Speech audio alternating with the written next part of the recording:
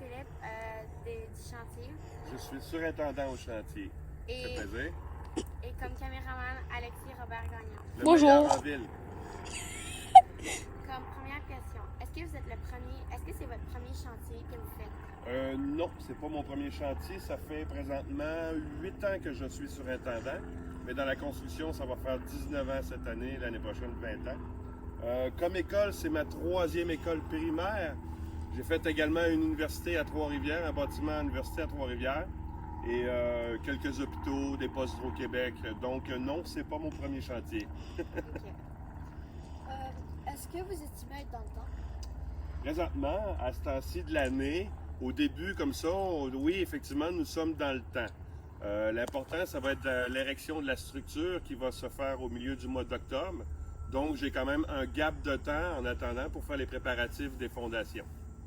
Est-ce que vous avez des travailleurs qui c'est leur premier chantier? Oui, ça arrive souvent, des nouveaux travailleurs sur les chantiers, surtout en 2019 comme aujourd'hui, beaucoup de main-d'œuvre, de nouvelles main-d'œuvre.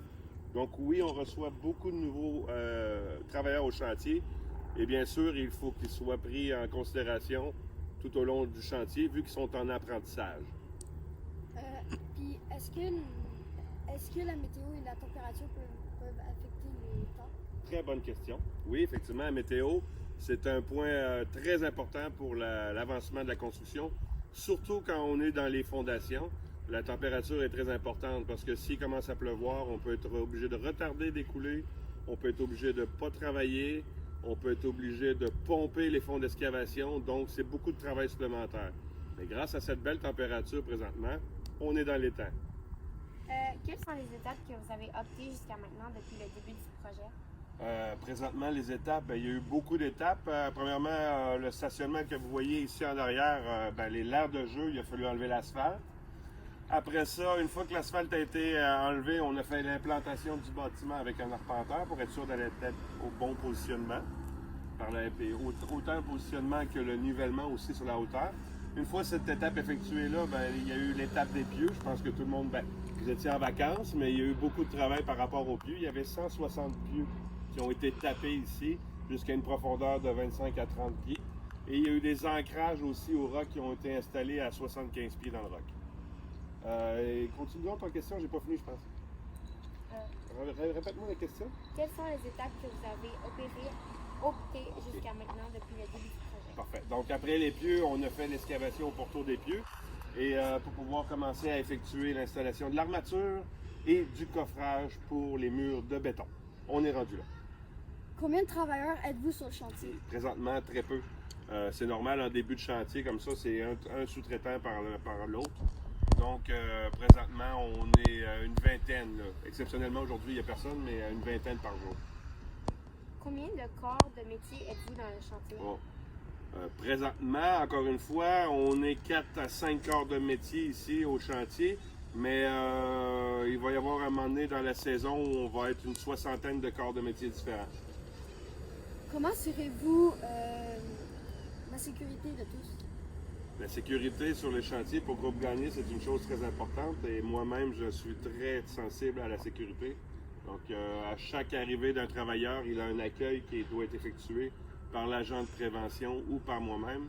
Et au fur et à mesure de l'avancement des travaux, on s'assure que les travaux sont faits dans les règles de l'ordre de la santé et sécurité au travail.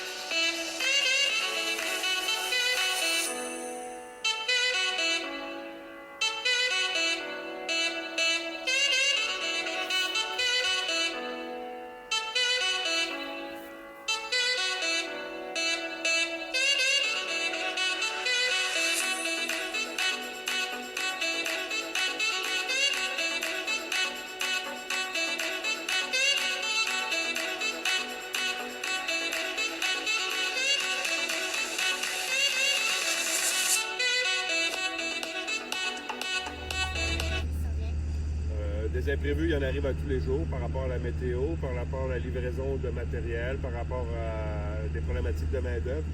Mais en tant que surintendant, mais ça prend toujours un plan B et un plan C. Donc, on arrive toujours par réussir à rattraper le temps perdu. Et ça, c'est très important pour pouvoir suivre les chantiers. Puis, où en êtes-vous rendu maintenant? Présentement, on est en train d'effectuer l'installation de l'armature dans les murs nains.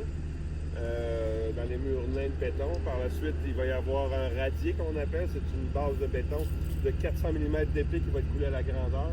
Donc, dans les prochaines semaines, vous allez voir beaucoup de bétonnières au chantier pour pouvoir faire l'érection. Et la date ultime qui est bien importante, comme je le dis, c'est mi-octobre, pardon. Ça va être l'érection de la structure et là, ça va être quelque chose.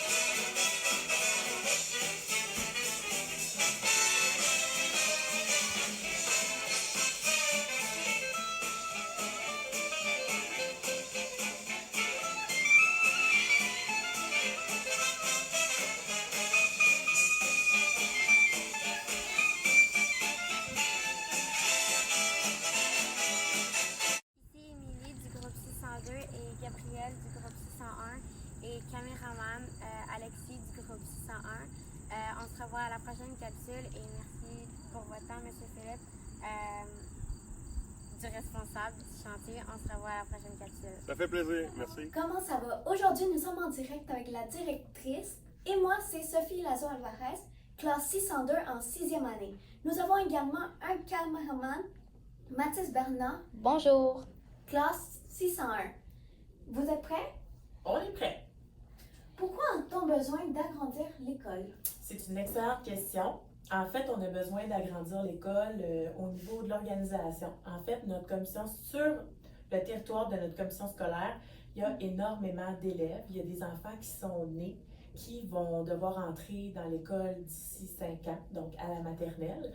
Et il y a eu beaucoup de naissances. Donc, en fait, ces enfants-là vont entrer d'ici 5 ans à l'école. On doit prévoir l'espace disponible dans les écoles de la commission scolaire pour les accueillir. Et ce faisant, comme nous n'avons pas assez d'écoles, nous devons agrandir certaines écoles existantes, dont la nôtre.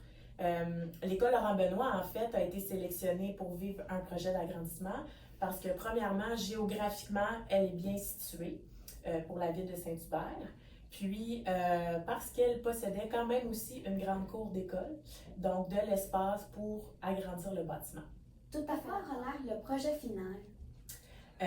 Bien, je peux vous faire une petite primeur. Je vais vous montrer quelques clichés de ce à quoi ça va ressembler. Qu'est-ce qui va arriver avec la cour d'école? Qu'est-ce qui va arriver avec la cour d'école? Plein de belles choses. En fait, elle va être vraiment redynamisée. C'est sûr qu'on a des inquiétudes parce qu'on perd une partie de la cour d'école, on en est conscient.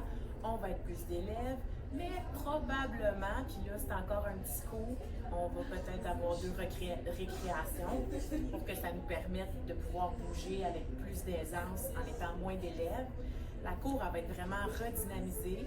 Vous avez vu ou vous allez voir, selon le montage de la capsule, une photo en fait de ce à quoi va ressembler notre future cour d'école. Donc ça va être coloré, ça va être dynamique, il va y avoir de la peinture texturée au sol, des nouveaux modules, donc ça va être une très belle cour d'école. En plus, elle va être dynamisée également par sa nouvelle végétation, donc on va planter des nouvelles plantes, des nouveaux arbres. Donc, on peut s'attendre vraiment à avoir une cour d'école hors du commun. Des scoops à nous annoncer. Des scoops. En fait, je peux vous dévoiler certains changements qui sont intéressants. Donc, le premier, c'est sûr, on va avoir un deuxième gymnase. Le gymnase actuel qu'on a va être climatisé, donc ça va être très intéressant aussi. Toutes les classes, ou presque, à l'exception d'une classe au deuxième cycle, vont être transformées en salles polyvalentes. Donc là où on va pouvoir manger à l'heure du dîner pour les élèves qui fréquentent le service de garde, ou même faire les cours de danse ou autre chose. Donc une salle polyvalente, c'est comme un gymnase, mais un peu plus petit. On va avoir une grande nouvelle bibliothèque. Donc, la bibliothèque qu'on a actuellement va être transformée en salon du personnel. C'est difficile de se représenter tout ça, mais oui, ça va tout être transformé. On va probablement aussi avoir un aménagement extérieur où les élèves vont pouvoir aller faire leurs cours avec les enseignants dehors. Puis, il va également avoir une aire de casier centrale où tous les élèves vont être rassemblés pour mettre leur effet personnel. Là. Donc, il va y avoir une aire de casier complète au même endroit. C'était en direct, Sophie, Mathis et Mme Beaulé. Merci d'être venus. Ça me fait plaisir. C'était LB Télé.